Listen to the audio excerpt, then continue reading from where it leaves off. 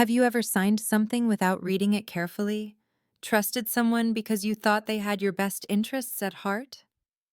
My name is Rebecca Walsh, and this is the story of how I was pressured into signing what I thought were termination papers, only to discover my signature had authorized something completely different, something that would destroy my career, my reputation, and nearly my entire life. It was March 15th, 2024. A Friday afternoon. I'd been working as a senior marketing director at Horizon Media Group for 7 years. 7 years of 60-hour weeks, sacrificed weekends, missed family events. I'd built campaigns that won industry awards. I'd brought in clients worth millions. I was good at my job. No, I was exceptional. But that Friday, everything fell apart in the span of 20 minutes. My boss, Richard Brennan, called me into his office at 4:47 p.m. The timing should have been my first warning. Late Friday afternoon, when most people are mentally checked out, eager to start their weekend, when your guard is down. "Rebecca, close the door and have a seat," Richard said. His voice was flat, professional, but there was something in his eyes I'd never seen before, something cold. I sat down confused. "Is everything okay? Did the Henderson account—" "This isn't about Henderson," he interrupted. "This is about restructuring. The company is making some difficult decisions, and unfortunately, your position is being eliminated." The words hit me like a physical blow. "What? Richard, I don't understand. My performance reviews have been outstanding. I just brought in 3 major clients last quarter." "This isn't about performance," he said quickly, sliding a thick stack of papers across his desk toward me. "It's about budget cuts, corporate mandates. Your role is redundant with the new organizational structure. I'm sorry, Rebecca. I really am. But the decision has been made." I stared at the papers. My hands were shaking. "You're firing me? Just like that? No warning? No performance improvement plan?" "It's not a firing. It's a layoff. There's a difference. And there's a generous severance package in there. 6 months' salary, extended health benefits, a positive reference letter. But you need to sign today. HR needs everything processed before end of business." "Today? Richard, it's almost 5 o'clock on a Friday. I need time to review this with a lawyer." His expression hardened slightly. "Rebecca, the offer is time-sensitive. If you don't sign today, the severance package goes away. You'll leave with nothing. Is that really what you want? To throw away 6 months of salary out of stubbornness?" I felt tears burning behind my eyes, but I refused to let them fall, not in front of him. "This doesn't make sense. Why the rush? Corporate needs the paperwork finalized. Budget year ends next week. If you're not off the books by Monday, the severance fund gets reallocated. I'm trying to help you here, Rebecca. Don't make this harder than it needs to be." My mind was racing. 6 months' salary was substantial at almost $60,000. Could I really walk away from that? But something felt wrong. The pressure, the Friday afternoon timing, the thick stack of papers he expected me to sign without reading. "I need to read through this," I said, reaching for the documents. Richard's hand came down on top of the stack, stopping me. "Rebecca, it's standard termination language. Severance amount, non-disclosure agreement, standard liability waivers. Nothing unusual. But if you want to waste time reading 50 pages of legal jargon while your severance offer expires—" He shrugged. "That's your choice." The threat was clear. Sign now or lose everything. I was scared. I was confused. And I was emotionally destroyed. So I did what he wanted. I flipped to the signature pages. There were 4 of them, highlighted with yellow sticky tabs, and I signed my name. Rebecca Walsh. 4 times. Richard immediately pulled the papers back, not even letting me keep a copy of. "I'll have HR process this and send you the final documents Monday. Clean out your desk. Security will escort you out." "Security? Richard, I've worked here for 7 years." "It's company policy for all terminations, nothing personal." He pressed a button on his phone. Rebecca Walsh is ready for escort. Two security guards appeared within 30 seconds. They walked me to my desk, watched as I packed my personal items into a cardboard box, and escorted me out of the building. My colleagues stared. Some looked away, embarrassed. Others whispered. I sat in my car in the parking lot, box of belongings on the passenger seat, and cried. 7 years. Gone in 20 minutes. But I had no idea that the nightmare was just beginning. Because on Monday morning, I would discover what I'd actually signed. And it wasn't termination papers. That weekend was a blur of shock, anger, and frantic job searching. I updated my resume. I reached out to contacts in the industry. I tried to process what had happened. My husband, David, was furious. "They can't just fire you like that," he kept saying. "There has to be something illegal about this." "It wasn't a firing," I repeated numbly. "It was a layoff, budget cuts, and I signed the severance agreement." "Did you even read what you signed?" "Richard said it was standard, and he said if I didn't sign immediately, I'd lose the severance." David shook his head. "Becca, that's a massive red flag. Legitimate companies don't pressure people like that." He was right. Deep down, I knew he was right, but I'd been so scared of losing the severance money that I'd let fear override my judgment. On Monday morning, I woke up to 17 missed calls and 43 emails. My phone was exploding. Colleagues, former clients, industry contacts, all asking the same question: what the hell happened? I opened the first email. It was from Sarah Chen, a colleague I'd worked with for 5 years.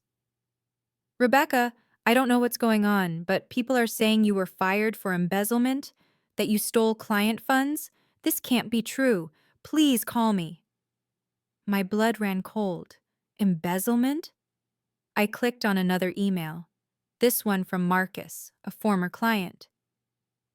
"Rebecca, I just received notification that you're no longer with Horizon Media and that there's an ongoing investigation into financial misconduct." I'm shocked and honestly questioning whether I should continue working with Horizon at all. If you have an explanation, I'd like to hear it. I couldn't breathe. Financial misconduct? Investigation? What was happening? I called Richard immediately. Voicemail. I called HR. Voicemail. I called the main office line.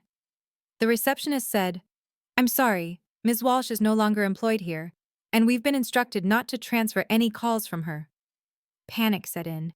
I opened my laptop and searched my name. The third result was a press release on Horizon Media's website, dated that morning. Horizon Media Group terminates senior director following internal investigation into financial irregularities.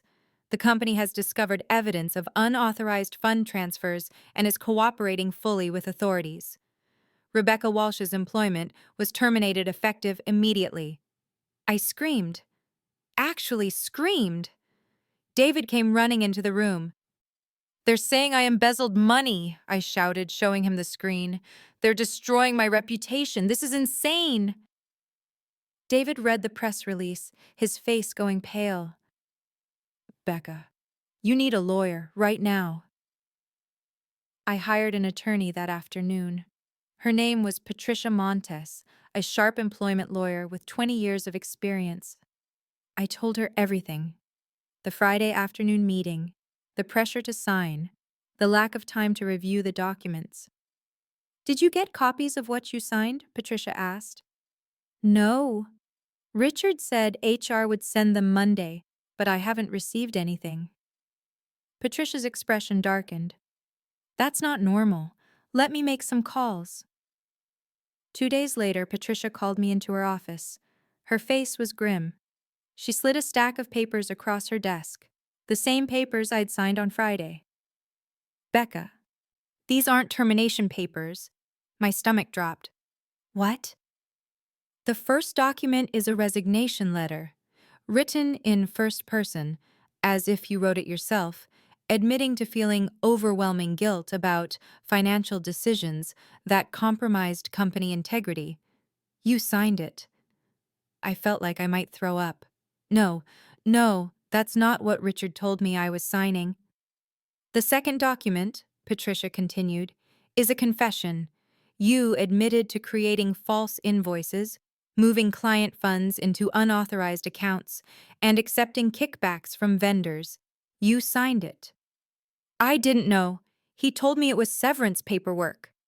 The third document waives your right to sue the company for wrongful termination, defamation, or any related claims. And the fourth document authorizes the company to make public statements about your termination without your approval.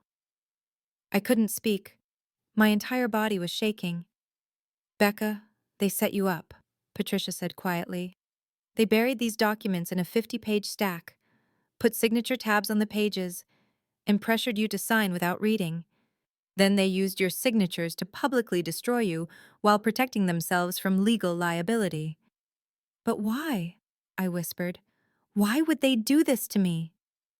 Patricia leaned back in her chair. That's what we need to find out. Because people don't go to this much trouble to destroy someone unless they're protecting something. Or someone. Over the next week, Patricia dug deeper, and what she discovered made everything make horrible sense. Patricia hired a forensic accountant to examine Horizon Media's financial records, the ones that were publicly available. What he found was damning. Someone at Horizon Media had been embezzling money for at least 2 years. Small amounts at first, then larger. Hundreds of thousands of dollars had been moved through fake vendor accounts, false invoices, and creative bookkeeping.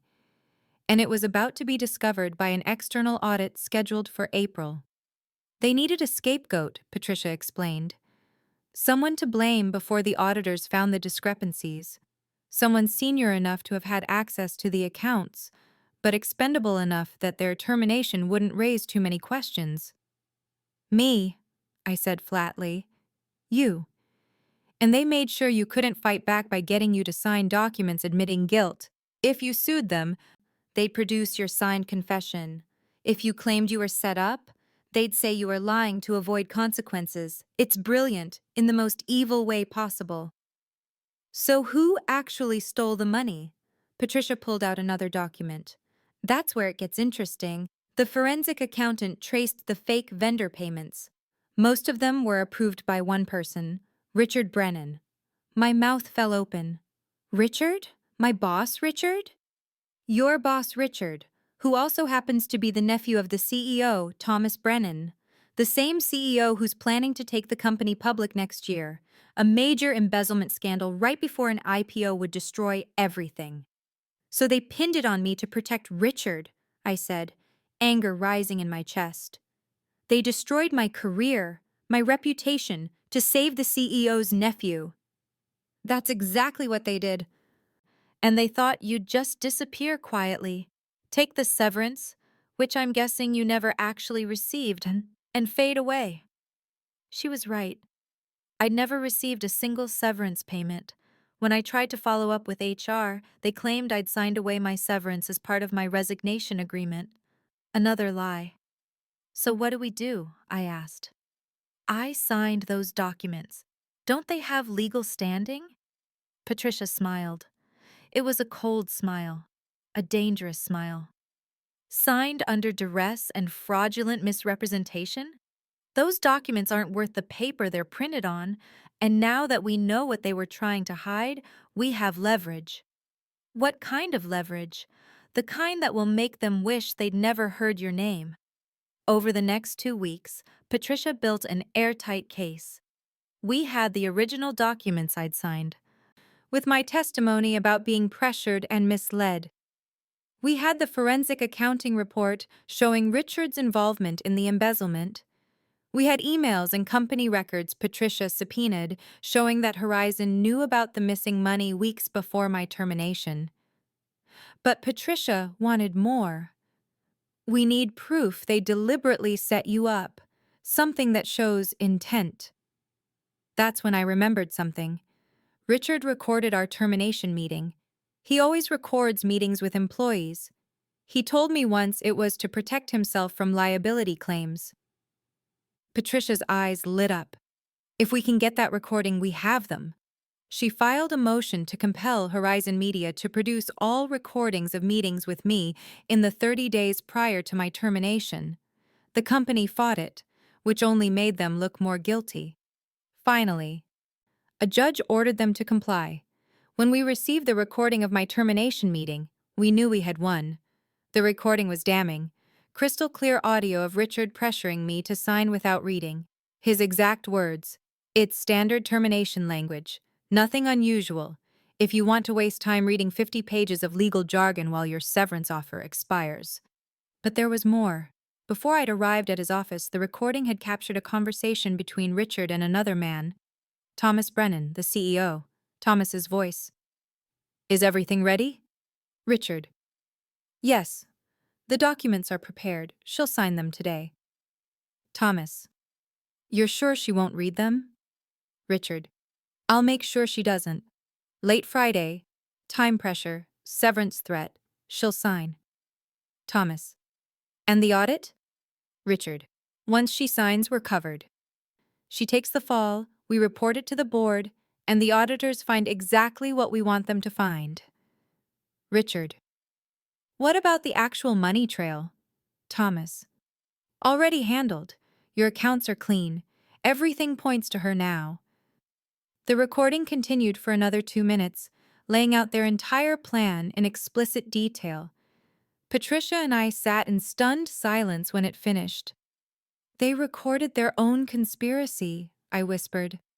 They got sloppy, Patricia corrected. They were so confident they'd never be caught. They didn't bother to stop the recording before they talked. This is a gift. We immediately filed a lawsuit: wrongful termination, fraud, defamation, conspiracy, and emotional distress. We attached the recording as evidence, and we sent copies to the SEC, since Horizon was planning to go public and this constituted securities fraud. The response was explosive. Within 48 hours, 3 major news outlets picked up the story. Media executive framed for embezzlement by CEO's nephew was the headline that went viral. The recording was played on the news. Thomas and Richard's reputations were destroyed overnight. Horizon's board called an emergency meeting. Thomas Brennan was forced to resign. Richard Brennan was fired and criminally charged with embezzlement and fraud. The company's IPO was indefinitely postponed. And me, I got a call from Horizon's attorneys. Ms. Walsh, we'd like to discuss a settlement. Patricia and I walked into that settlement meeting like we owned the place, because in a way, we did. The settlement took 3 weeks to negotiate. Horizon wanted to keep it quiet. We wanted them to bleed.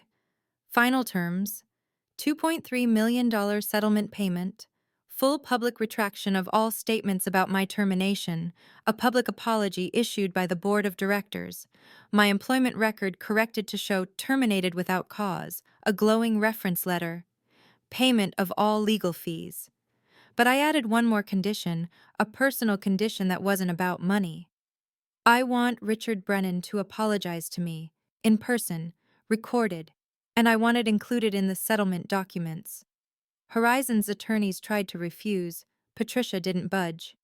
Take it or we go to trial, and in trial, everything becomes public record. Every dirty secret, every email, every document. Is that really what you want? They agreed. 2 weeks later, I sat across from Richard Brennan in a conference room. He looked terrible. Gray skin, dark circles under his eyes, 20 pounds thinner. His attorney sat next to him. Mine sat next to me. A court reporter was present to record everything. Richard cleared his throat. His hands were shaking. Rebecca, I'm sorry. What I did was wrong. I pressured you into signing documents under false pretenses. I destroyed your reputation to protect myself. I took advantage of your trust, and I'm deeply sorry. His voice cracked on the last words. I almost felt sorry for him. Almost. Why? I asked quietly. Why did you choose me? Richard looked at his lawyer, who nodded permission to answer. Because you were good at your job. Too good. You'd built relationships with clients that didn't need me anymore. My uncle wanted me to bring in revenue, but you were overshadowing me. When I got caught embezzling, You were the perfect scapegoat. You had access, you had trust. And I thought you'd just disappear. I stood up. I did disappear, for a while. But then I came back, and I burned your entire world down. I walked out without looking back. It's been 8 months since that settlement. Richard Brennan is serving a 3-year prison sentence for embezzlement and fraud. Thomas Brennan resigned from every board he was on and is facing civil lawsuits from shareholders. Horizon Media Group's reputation never recovered. They lost 70% of their major clients within 6 months. The company was eventually sold for parts. And me? I used part of my settlement to start my own marketing consultancy. My former clients followed me. So did several of my former colleagues who'd been horrified by what happened. We're small, but we're growing. And we're built on something Horizon never had: integrity. I also became an advocate. I speak at conferences about workplace fraud and employee rights. I tell my story to warn others. Always read what you sign. Always. No matter who's pressuring you. No matter what they threaten to take away. Because that signature I gave Richard Brennan on that Friday afternoon almost destroyed my life. It would have destroyed my life if I hadn't fought back. So here's what I learned. When someone pressures you to sign something without reading it, they're hiding something. When someone makes threats about time-sensitive offers, they're manipulating you. And when someone tries to make you disappear quietly, fight back loudly. I was pressured into signing what I thought were termination papers. What my signature actually authorized was my own destruction, but in the end, that signature became the weapon I used to take down everyone who tried to bury me. And I'd sign that outcome 1,000 times over. Never sign documents under pressure. Always read what you're authorizing. And if someone tries to make you the scapegoat, gather evidence, fight back, and expose the truth. Your reputation is worth more than any severance package.